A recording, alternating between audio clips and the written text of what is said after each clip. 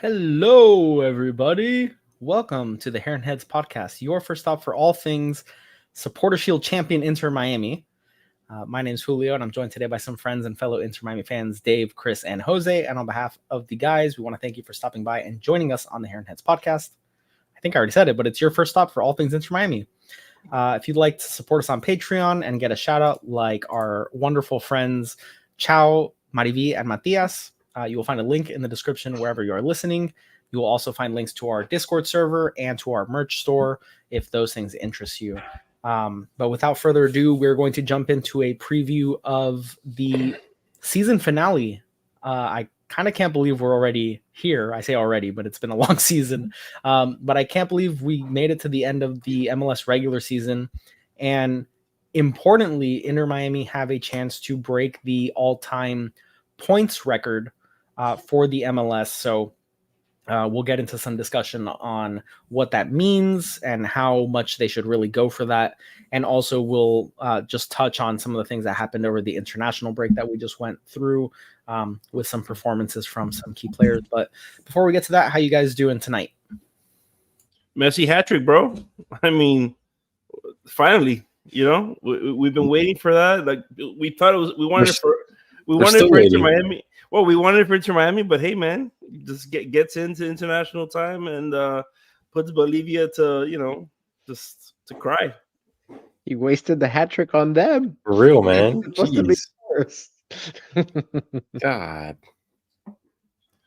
Good for him. He's just warming up. He's warming up to win to get that record this weekend. What better team to do it against than New England, the one that holds the record and probably one of the worst teams in the league right now. Up in the air, so it's setting up pretty nicely. So we'll see. I expect a full blowout as long as our starters play. Still unknown, but I think they'll play. I think they really want that record just for bragging rights. So we'll see. Should be an easy one. Knock on wood. I hope you save some more analysis for the rest of the episode.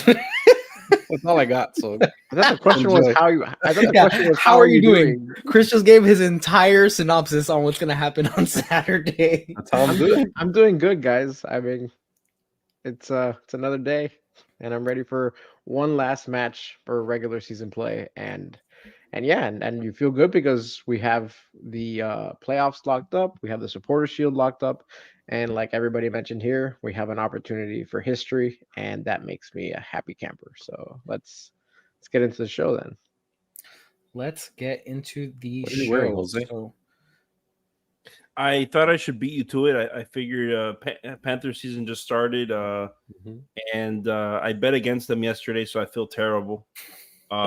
So I'm just gonna go ahead and just wear this and say sorry. I got the boosted Panthers to score 4 goals boosted odds, and they scored 4 goals. It's amazing. Amazing. Everybody's a winner, right? Except everyone's a winner. That's right. So international break, as Jose mentioned, last night, Messi scored a hat trick and grabbed 2 assists. Obviously pretty incredible. Still showing that he's super high level and can just keep pace with any level of competition. I think also pretty cool for some other of the Inter Miami players to do something on the international break. Benja Cremaschi, was it for the under 20 team? I believe so. Yeah. For the under 20 U.S. national team, he scored a goal. And some not so good news. David Ruiz pulled a hamstring, if I'm not mistaken, or got some sort of soft tissue injury. So he will be unavailable to Inter Miami this coming weekend against New England. And a couple other players were still absent from training, but they were just on their way back from games. That includes Leo Campana and Diego Gomez. But they will be returning healthy as far as I know. So that's all good news. And another bit of positive news is that David Martinez returned to full training and should be available to us this coming Saturday. So that is wonderful news because, as a couple of our commenters have already mentioned, Aviles is still a problem, and more importantly, our entire center back group is still a problem. So nice to see that David Martinez was back practicing with the team. And yeah, maybe I just gave away the whole show. So For real. This is what I really want to talk about this episode is if Inter Miami win on Saturday, can we say that they are the best MLS team ever? Yes. The record for the most points. I mean, I think so. They got Supporters Shield, record for most points. The cherry on top is going to be the MLS Cup. Well, that's do they not the need question. that? The question is, with the win tomorrow or the win on Saturday, are they the best team ever? Can I finish? Well, you I said with the win down the road. No, I said that I was going to say the MLS Cup would be the cherry on top to the season. But with the Supporters Shield, with the points record, I think they're the best MLS team to ever do it. So with that logic, the best MLS team currently is that New England team that has the record. Did they win the Supporters Shield that season?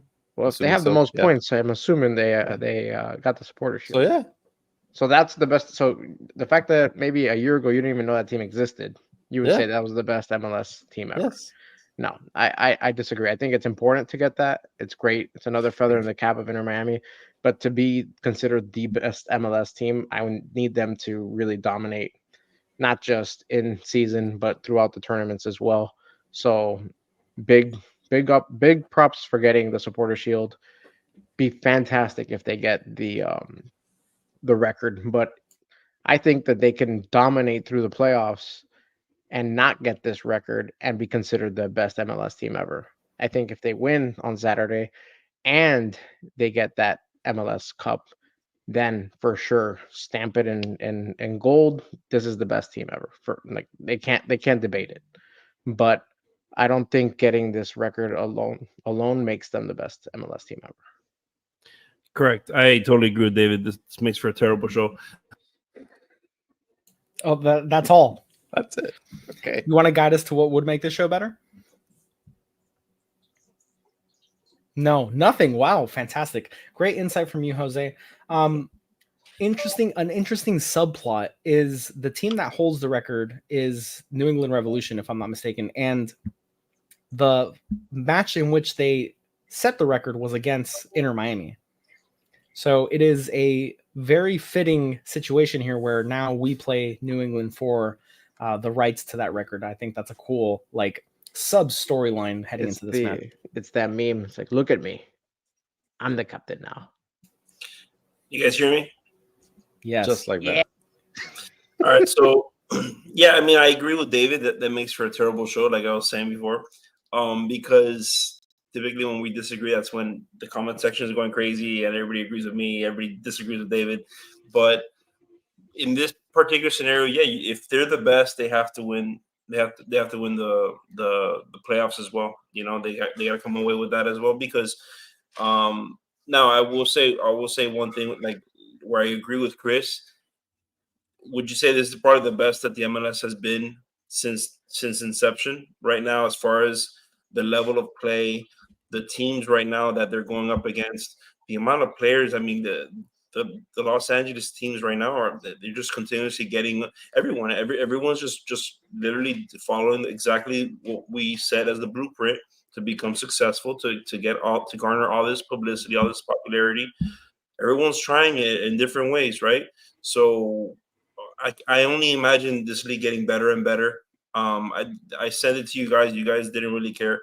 We're ranked the 9th best league in the world right now, and that's a far cry from where we've been in the past, right? So when you put all of that into play, yeah, this would be the best team ever, because this is the best league that we've had ever. So you're agreeing with Chris? I'm agreeing with Chris up until he says that we don't need to win the playoffs. I do still think we need to win the playoffs, because guess what? My logic will continue to whoever wins the playoffs. You know, if we're the best team, then we're going to be able to beat anybody that we play against. Correct?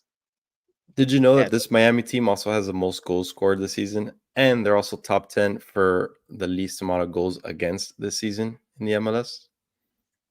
Another two I find things. that second one surprising. Yep, I found it very surprising too when I looked it up. If you just argue But roster, our roster is out of control. We should win everything that we try to get. You know, but I do think we have holes where yeah, Aviles is a problem, right? Like our center backs is our weak spot. You know, having Busi having to come in and start kind of helping us in the back line is not necessarily what we brought him here for, you know. But we've had to put him there because what else are we gonna do, you know? And it's worked out, but that wasn't initially what we wanted, right? Like I feel like that is what maybe Tata didn't envision Busquets playing that back position, but since Tata got here, he's wanted to play a back five. Like that's you can tell oh no, he yes, would always yeah. pigeonhole it, and then with Busquets, it was the first time really that back line showed up, and it's he's been that like final touch to make it work. But I think that was Tata's plan, always to employ that type of defense, just maybe not with Busquets. And again, we always say the same thing, like the only way that you have the luxury of putting Busquets there is with the emergence of Yannick Bright. So that's Yannick Bright falling into this team's lap also is something that was unforeseen. So that goes to the front office as well. Like you have to tip the cap to the front office, because yes, they were able to bring in Messi and these guys, but all the other auxiliary pieces that they brought in around have been so complimentary, and That's there hasn't really been a going move down. that's really been a downgrade. Every time that they make a move, it's always helped out. I'm not talking about the Noah Allens and the Robert Taylors. These are guys that were already on the club when I they don't know, brought bro. guys. But I think that everybody else that they brought in, whether it be an international signing or a draft pick, they've done a good job. I think the last draft pick that's really bothered us has been Robbie Robinson, and and that was the first one. So you know what, they get a mulligan. Yeah, but what I mean by that is, like, I think we've argued a lot of times here, particularly on this show, where we don't. I was for it. I will say I was for it, but one of the things that other people will tell me on this or on here was he's too slow, right? Like he's gonna against faster opponents, they're gonna blow right past Busi. Because the thing is that we're also that 5-man back. We're not always deploying it, right? Like we're also deploying 4-man backs. You know, I think it also depends on every single day. We have a different guy that's missing because of yellow card accumulation, hurt. So that would be our going back to Julio's original question. That's our issue. You know, just we constantly get ahead of ourselves in the game and get a little bit too emotional. And we need to find the way getting into these playoffs now of controlling our emotions, because emotions are going to run high. It's gonna happen, especially when you're playing a team. We're gonna play, and not initially, right? But then, or initially we played the best out of 3, and then afterwards it's single elimination. Yeah, that's correct. I mean, emotions are gonna run high, man. So we gotta make sure that we have some leaders out there saying, "Hey, let's relax." And I think even though we dropped out obviously of the CONCACAF Champions Cup and lost in the final of the US Open Cup, as you so remember so well, Jose. I do think that participating and going relatively deep in those competitions and also the Leagues Cup, obviously, I think the participation in those tournaments has given us a lot of experience for the players that aren't used to European style competitions, Champions League competition, being in these situations where the emotions can run high. You know, obviously we've had growing pains and moments of growth for players like David Ruiz, who in the CONCACAF Champions Cup had the red card against Monterrey that probably changed the entire trajectory of that competition. But I think all of those are learning moments and opportunities for this team to grow, and hopefully they can show that growth as we head into the playoffs. Because, yeah, man, like I do tend to agree that to be considered the best MLS team ever, you know, it's kind of like tongue in cheek saying that, but they have to win the MLS Cup to really be considered that by the media. Like, we can say it almost like as a joke, but to be accepted widely, we would have to show a very high level of success, not just in the regular season, but also when it's one game at a time. The club championships, I think that's where we're going to be able to really measure up. That, I mean, yeah, if we perform well in the Club World Cup, that also could be a tremendous factor in how much prestige we're given and how much prestige this team is given. Yeah, it will do wonders for the MLS. Oh yeah, we need to perform well. Either and that can go the other way, right? Like, if we get embarrassed, then be like, this is the best you got. Correct. And what's worrisome, right?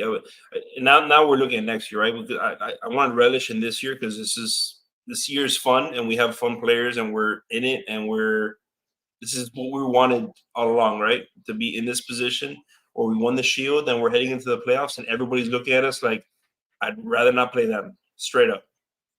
I don't think there's anyone that's looking at us saying, yeah, I want them. We want Bama. No, nobody wants Inter Miami. It is what it is. I feel the opposite. I feel like most of these clubs that are in those competitions, they want to play Inter Miami, and they want. Why would they want to play us? They're going to lose. Oh no, I'm sorry. I was thinking about the club. No. I think the Miami's going to have the biggest target on their back, and everybody's going to want to be the one to knock them out. Correct. So I'm pretty sure. Yeah. I'm pretty sure Columbus wants us very badly in the playoffs. I don't think they're going to show. 100%. Yeah, I don't think they're going to shy away. I'm pretty sure both LA teams want us too. I want them more. I don't see why they wouldn't want us, I feel like the top echelon of the MLS clubs are not scared of Inter Miami.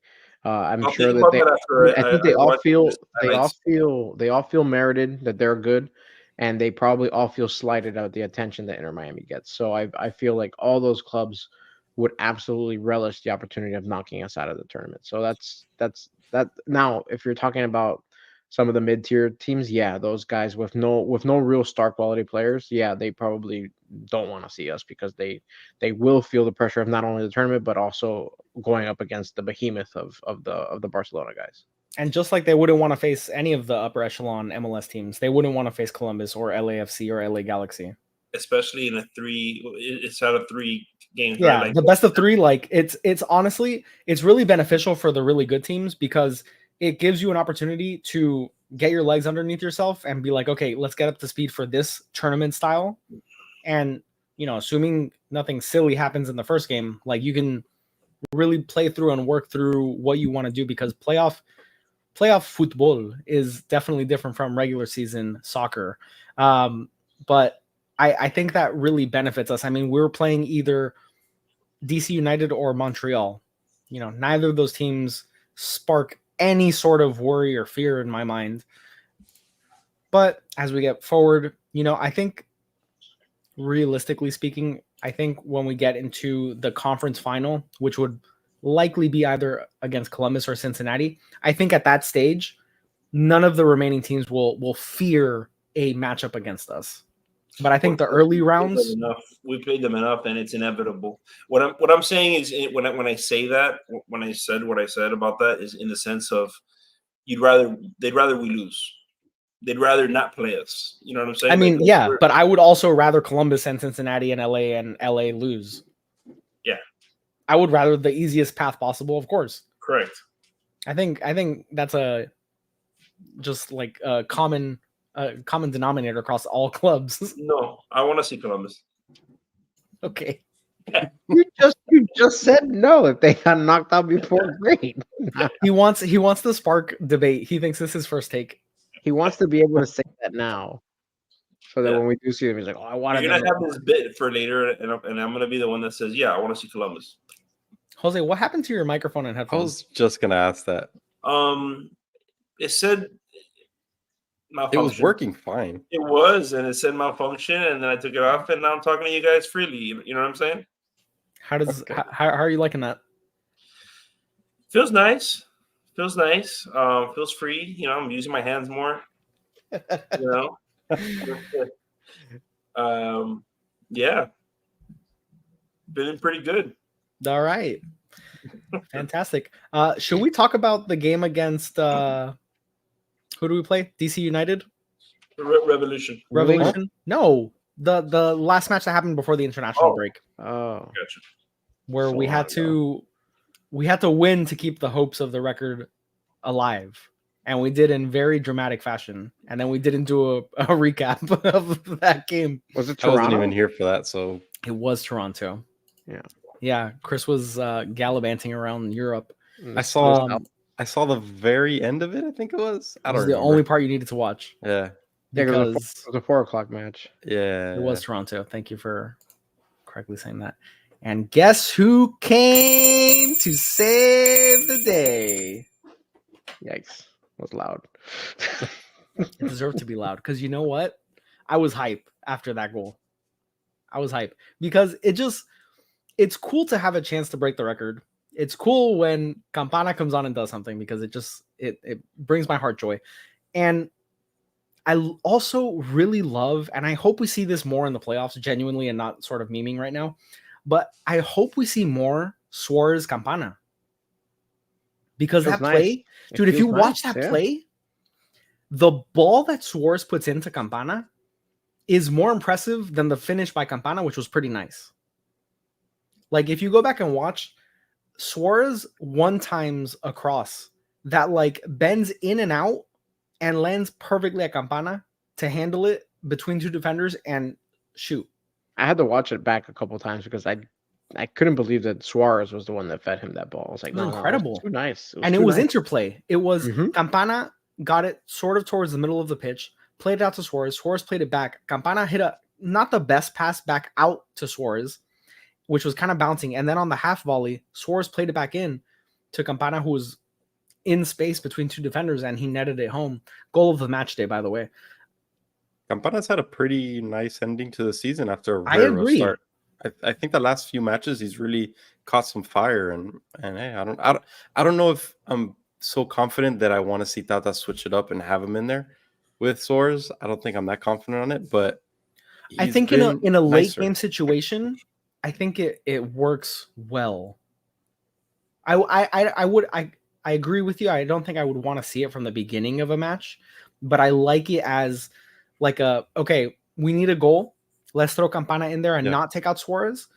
And then worst comes to worst, right? We score a goal and you pull Campana out if he's like too fatigued. And then you still have Campana on there fresh, but he's already someone's already done the job. You pull Suarez out. Yeah. Say Campana. I mean, Campana's already on there. And then you can keep him on.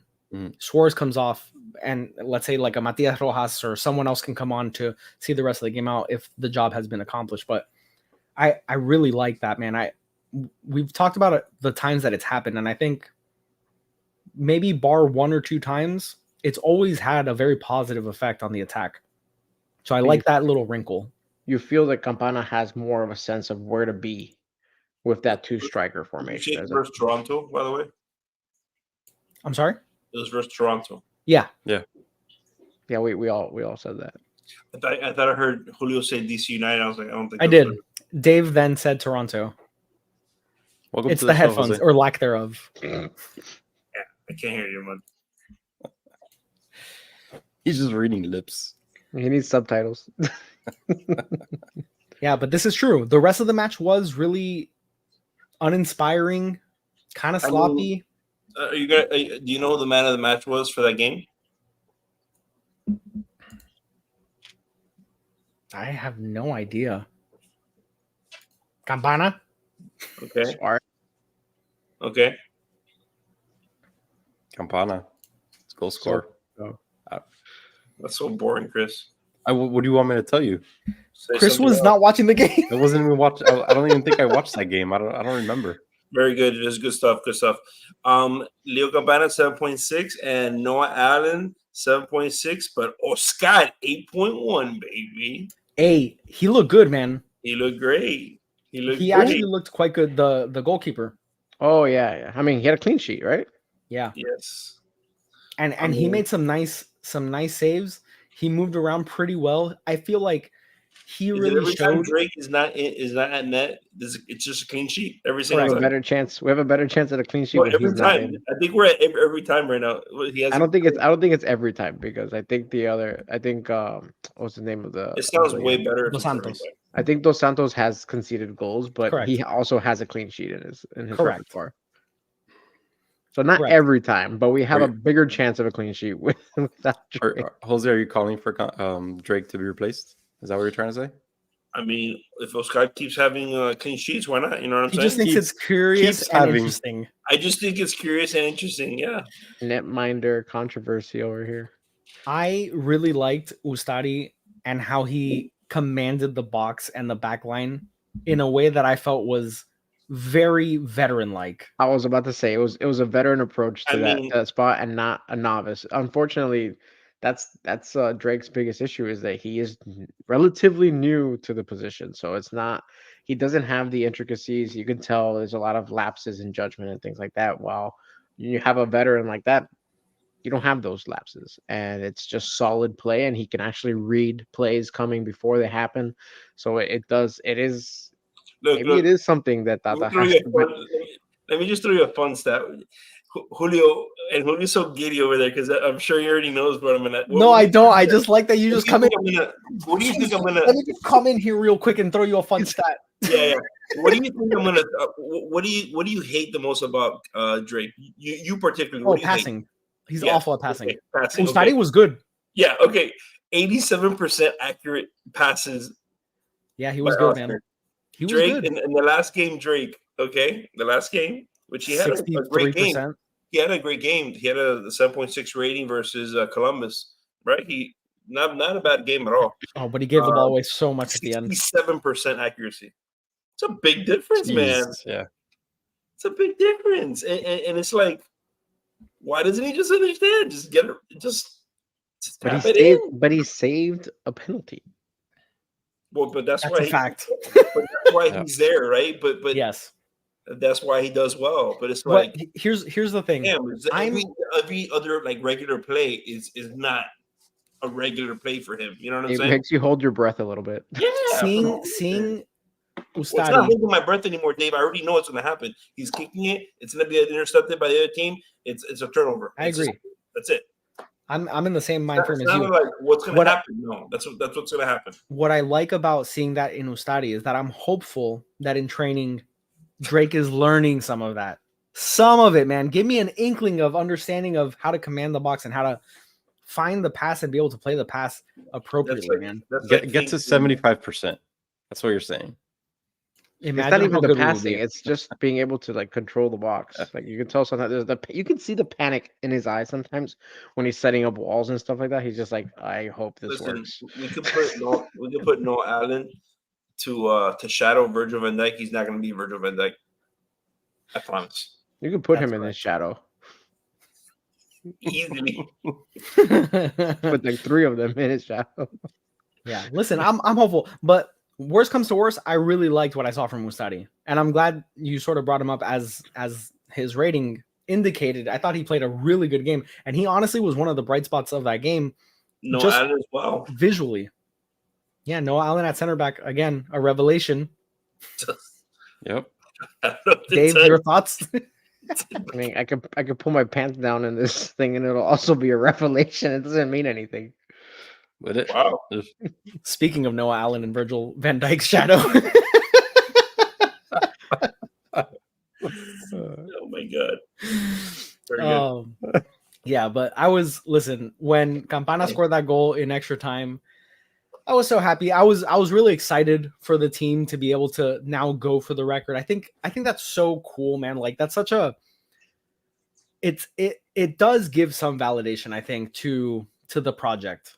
I think it does validate to an extent just the idea of bringing in these superstars to elevate a team from literally the bottom of the table to potentially being the best regular season team that this league has ever seen. All of that, again, I think gets extra validation by winning the MLS Cup. And I think if you don't win the MLS Cup, it has an asterisk on it. And people will always be like, oh yeah, but what happened in the playoffs? So I think the playoffs obviously are super important. in determining Miami being the best MLS team of all time, or being just one of the great teams, or this project being a success. But I think it's a really cool side quest that we've unlocked here of going for the points record for the season. I think I was very excited, man, because I was just very hopeful heading into in that Toronto match that we would go get it and we would go for it. And we saw the lineup come out. It was a fully rotated team, fully rotated. And I was like, this team's still good enough to beat a Toronto team that's not very good. And and what David was saying before, what you were saying about Oscar and Drake, that maybe some of it rubs off. That's where I think having these veteran players that have been there, done that, that's the game where it rubs off on them, where they still have that confidence that no, we're still bad. We're still gonna come in and beat you in your house, and that's the aura that I see nowadays with just our club in general, where we're just going in here and we don't care who's playing, who's up. It's next man up mentality. And we haven't had that in a long time, man. We haven't had that I don't know, ever. Yeah. And that's really good to watch. I mean, we see that aura in and I don't know how many of you folks follow Miami sports. David, close your ears. You hate when I speak about other sports. When I see this, the way that we're transitioning our club, it seems to I know what you're gonna say. I know exactly what you're gonna say, but go for it. The Heat culture, the Heat, the Panthers, like that's just what you're seeing. We're in the middle of watching it happen now. The difference with those teams compared to this team, the Heat have probably the best coach in the league. I don't think Inter Miami does. Pump the brakes on that. Where we have the Panthers, we have young guns on that team. We don't really have that here either. So what we have here is just a collective group of veteran guys that one day they're not going to be here anymore. So as a franchise, I'm hoping that we figure out, okay, like how do we transition from here to continue to win the Supporter Shields? You know what I'm saying? You're downplaying a little bit of the veteran guys that we have. Like we have Messi, the greatest. The greatest player who has ever walked this earth on the club. That alone brings gravitas. It brings culture, and we're seeing it with the young guys on this club that they're really absorbing that. So it's not just that we have a veteran group of guys. We have probably the winningest player. No, but okay. So how does that translate to when he leaves? No, that's the thing. The whole speculation is that while he does retire, he will still be a part of this organization. I think that was the hope when they brought in Messi, was for him to have ownership stake of this club and to really continue to affect this club in other ways. And I think it affects us also by creating a legacy. Like speaking of the Panthers, right? 3 years ago, Panthers were one of the laughing stocks, widely considered one of the most poorly run dynasties in the league.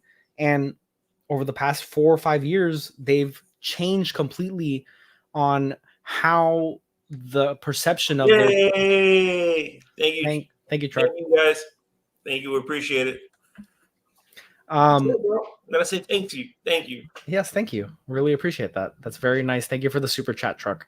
But the Panthers have turned around the perception of their franchise, and now players want to come play in Florida. Whereas before, the Florida Panthers were the laughing stock of the NHL. Now, Inter Miami, for the whole beginning part of their history, laughing stock of the league, and really, why would anyone want to come play here? Now, there will be this legacy of success, of hardware, of superstar players wanting to come here for one reason or another. And hopefully the ripple effects of that create an environment where we will always be an attractive destination for very high level players and players that want to be successful. And hopefully that breeds a new culture for Inter Miami, where Inter Miami becomes just one of the top players in the league. And another thing that goes into sorry, Jose, I am underplaying.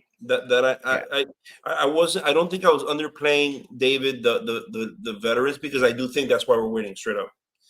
What I am saying is, I am curious on how good these young players can carry that mantle after he's gone. That's what I'm 100% downplaying, because I haven't seen that from Kremaski lately. Yeah, he just had the great brace that he just got right in the international play, but on this team, I haven't really seen what we saw last year. Have you guys seen that? I have not.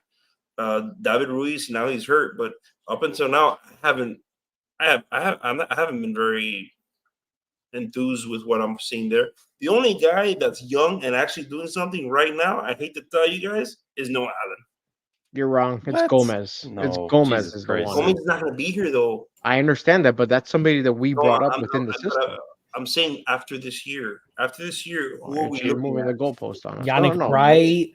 Well, I mean, Yeah, there's a Yannick lot of Wright's players that we another can one. talk about here, man. Okay, Yannick right. Wright. Redondo's Frey. still here. Ian Frey has stepped up Okay, to play you're well. wrong. You're right. I'm wrong. That's true. Actually, It's not it's not black and white. Like That's some true. players, and this applies anywhere. Right. Some players don't pan out, and some players have a much higher ceiling that maybe wasn't seen, and you have to have the pieces in place for them to potentially reach that ceiling. Messi being here provides the opportunity to supercharge. It's one of those, what are they called, like incubators for entrepreneurial things, right? Like you have the incubator supercharger that all of a sudden, from baby phase, all of a sudden you have a super developed player that really just gets it. Like Messi being here could provide the spark for someone to be like, oh, that's what a world-class level player does. And the fact that we developed a Gomez, so that he can get to the Premier League and get paid and do well, right? Because that's what I think. Yeah, you bring these South American players, and if they come here to die, like in other organizations, then nobody's want to come here, right? Because if we're not boosting them and we're not getting them actually play better, like look, Redondo, for example, it was a huge get for us. When we first got him, people in South America that were following the club that he was on. I forgot now. Wow, was it River? It's not River Plate. He was in one of the youth clubs. He wasn't. Yeah. So where he was when he came, people were bashing it. The move, saying just go straight over there. Don't let this ruin you. Right. If that's the next guy up, in my eyes, that's the next guy up. Because look, Facu has another injury. That was literally one of the things that we were worried about when he came here. His knee injuries. That sucks for him. Because otherwise he had European pedigree. He did. We got him with the understanding that he might have that issue. It was him and Gomez. Him and Gomez were brought in under the same vein to be that we were going to be the stepping stone. We're gonna help them up with Messi, and then use that to prop them up and then sell them off. Unfortunately, Farias didn't pan out because of the injuries. But look at Gomez. Gomez, that first season was up and down. Remember how we were pretty down on Gomez at one plagued point. by injury. Yeah, luckily not. Every time he would run, he would go like he would have this weird turn. He's got that turtle, man. He runs sort of hunched. Another thing that I wanted to mention with the benefits of this club, of not just having Messi be a mainstay, bringing in the other Barcelona players, the young guys that we've brought in, but one thing that we haven't really mentioned is the stadium.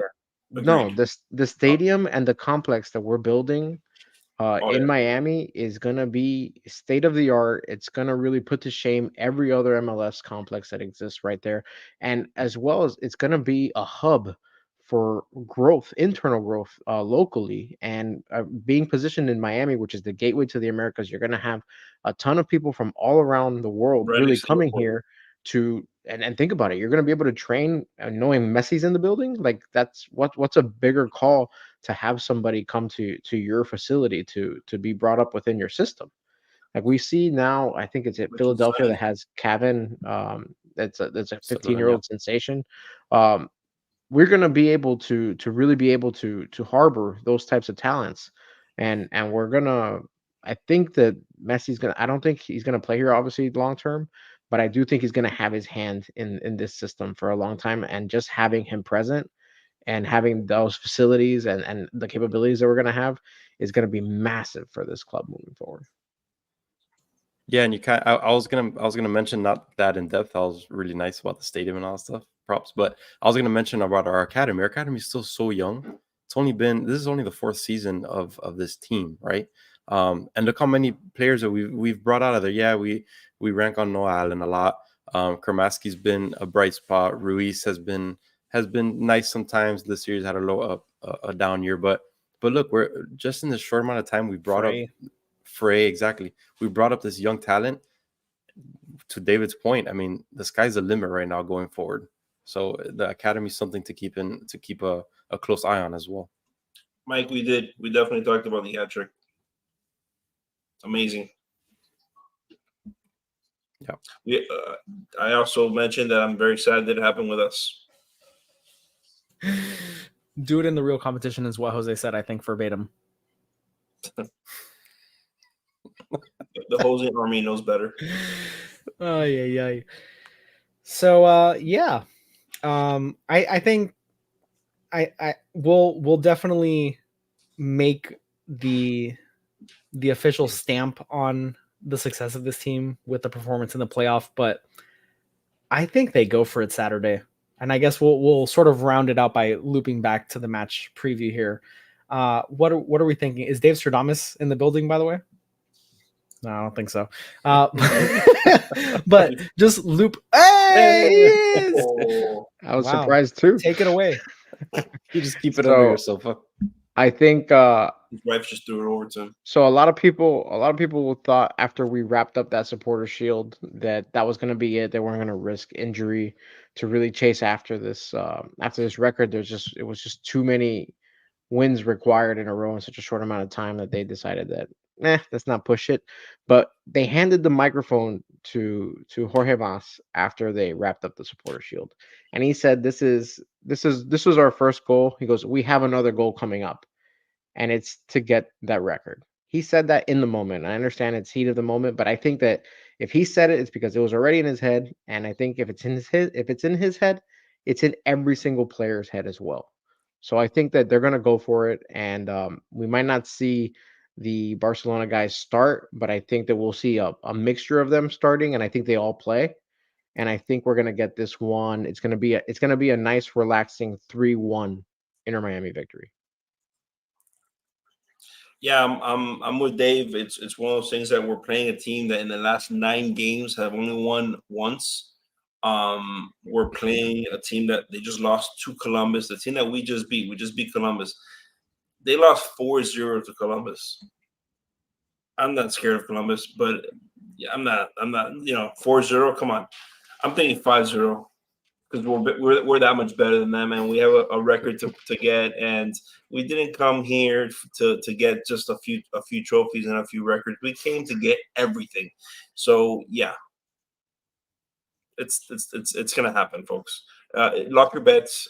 We're gonna get a Messi goal. It's gonna be Suarez. He's gonna get a few goals just because. Yeah, I think it's gonna be a nice sipping. Get some wine. We'll be nice and drunk for the last show. Just celebrating a record. You know what I'm saying? I do know what it'll be me and Dave at the house. It'll be like that. It'll be like that time. That's maybe we need. Oh man, I don't know if we'll be able to pull that one off, but we'll figure it out. So you know who's the second worst team as far as goals allowed is? New England. The best, as I said earlier, Miami. It's going to be a blowout, guns a blazing, 4-1. They're going to go for that record. I think they're going to put all the starters in there, and we'll have no issue going up against New England this weekend. So finish the season strong, go into the playoffs with that momentum high, and just keep on going, baby. 4-1. Braced by Messi. Yeah, I was going to say 5-0. But then Jose said 5-0, unbelievably. So I'll go with 5-1 and just chalk it up to us never keeping a clean sheet when Drake Callender plays, who I think does play this match. New England have nothing to play for. I think it's just going to be pepas from kickoff. It's just going to be pepas. I think it's going to be a ton of fun. It's going to be a party atmosphere. I think the goals are going to come early and often. I think we get our Messi hat trick. And Imagine 2 hat tricks in 1 week. Another one? Oof. Just to fire up and spark up the Ballon d'Or chatter. Campana hat trick, you're right, bro. Yeah, but I think 5-1. Never know that. You know what? Here, Jose, I'll do you one better. Instead of going 5-1, I'll say 6-0. Okay. I'll say 6-0. I just think I think one way or another, We're whether in form, guys, we are in form. Whether it's 5 or 6, here's what I think. I think that the first goal is going to go through, and the dam will just break, because I don't think it's a very strong dam. It's a weak dam. It's It's the 3 little pigs, and this is the house made of straw. Correct. Inter Miami's a big battle. That's right. But I just think it's going to be, we have too much going on that New England really just can't keep up with, and they don't have anything to play for. They are 90 minutes away from Cancun.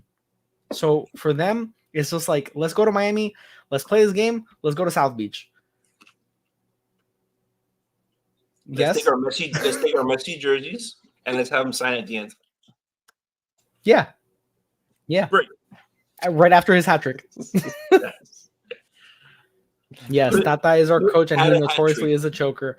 And while I think that's true, I do think there are a number of players that would really feel some professional joy and success, and feel like they have really accomplished something by going out there and getting the record, regardless of how Tata wants to set up this team. I think New England is really just that bad. I really do. They're allowing over 2 goals a game, especially on the road. They're averaging just 1 goal a game. Exactly, not more, not less, exactly 1 goal a game. I think they just have a very difficult time generating opportunities, and have a very difficult time stopping opportunities, whether it's from set pieces, whether it's from open play, counterattacks. I think we just have way too many pieces, way too much quality for them to be able to keep up. So, yeah, screw it. I'm going 6-0. I have a question. What is the golden boot? Whoa, see you later, Julio. Okay. How does the golden boot race look right now? Do you guys have that handy? Benteke is still running away with it, I think, last time I checked. Hold up, I have it here, actually. He's going to start Oscar at camp. It's probably true. At least he would have very accurate passes. I have it here, David. What was the question? The golden boot race. How's that looking? Benteke is running away with it. Yeah, 23. Next is Wanga 19, Cucho 19, Suarez 18. So you're saying that Suarez needs 8 goals? I mean, if you do could the you math, imagine it's 6 goals. if he catches him? No, 8 goals to take the comfortable lead. 6-0. Suarez scores all of them. Can you imagine he scores the first 2, and then they're like, "We can go for it, guys."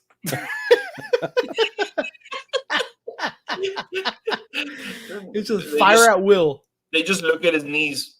You know what? If they do that, if they win like 8-0 or 9-0 and they pull off the golden boot, you know what? Just go ahead and crown them the best MLS team ever. At that point, they're just plucking awards at will and doing whatever they want. Messi could also win the most assists as well.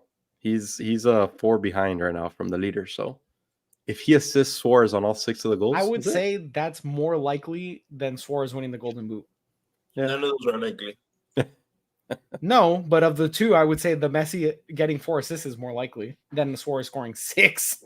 He needs 6. No, he needs more than 6 because Benteke is going to score 2. Well, yeah.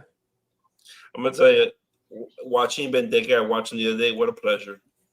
He's an animal. What a pleasure to watch. It is what it is. He's awesome. I would love to have him. Yeah, maybe. We'll see what happens. Or a striker like that. Oh, imagine. That's what after Schneider Borgelin scored that goal in the preseason. That's what we thought he was going to be. We're so happy with that. Oh man, he's not here anymore. No, he's like he's like, not. What is he, like a Danish second league or something like that? Yeah, something like that. For free. Game important to note here. Game on Saturday is at an awful kickoff time of 6 p.m. Eastern. So that is not my favorite. But match kicks off at 6, and we will be live maybe post game, like right after, or maybe shortly after the final whistle goes. Shortly after. Yeah, that'll be like a weird time. So, assuming all the kids are put to bed and there's a college football game I'm gonna be watching. Oh my god! Oh god! Really fun game, guys. I like sports. What do you want? What do you want? I want you to be dedicated to the show. I want our fans. Want everything. You know. You need that. You need a setup that has like multiple TVs. Mike, I think this team is not built for a classic 9, but I'm gonna tell you, I think that guy is just so good. I think he sniffs the goal. I don't know. It's just watching him. It doesn't seem like he's your typical 9 either, right? Like I feel like he's fluid. I think he can do anything. I don't know. Maybe I'm overhyping him. It's very possible. I do that a lot. So we know. Out, right? Yes. Well, on that note, Chris, any closing thoughts here? Nope. All good. All right. Well, last match of the season for the regular season, and then we're off to the playoffs. So let's have some fun. Let's set some records, and we'll see you guys Saturday night for the post game. So until then, thank you guys for tuning into the Heron Heads podcast, your first stop for all things Inter Miami. If you haven't already and you're watching on YouTube, hit the like and subscribe buttons, and we'll see you next time.